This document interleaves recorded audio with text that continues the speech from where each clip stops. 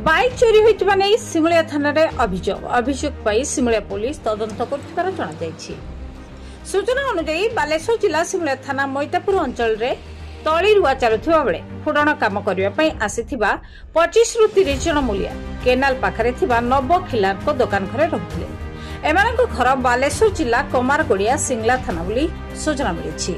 तबे चोरी होइथिबा नै बाइक टी सबुदिन परी दुकान आगे रखी दैटारी बेहेरा नामनी जनेक व्यक्ति गतकाली रात्रे सोई पड़िथिबा बेले चोर माने बाइक टी चोरी कर निछंती बोली दैटारी बेहेरा सिमुलिया थाना रे एतला दैछंती।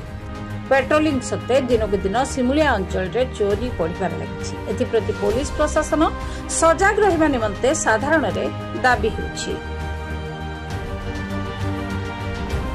मना दैतारी बेहेरा जिला बालेश्वर घर कमारगड़िया थाना सिंगला आम आसलु मैतापुर कम करने को फोड़न रुआपोता कम करने को बाइकटा जहाँ घर पाखे रोलु घर पाखे आम आस टोटाल 25 जन।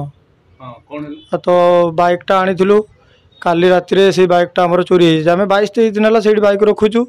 काली राति बाइकटा चोरी हो जाम गाड़ीटा किस्ती आनी तो किस्ती तो दे पारि भावुची आम काम आम हूँ खटिकिया लोक आम दिन को खटिले राति आम जहाँ भी खाइबू कि गाड़ी किस्ती देवु कि जहाँ भी करूँ कौटू किस्ती पैसा आणिकी देवी से कथा भावुची।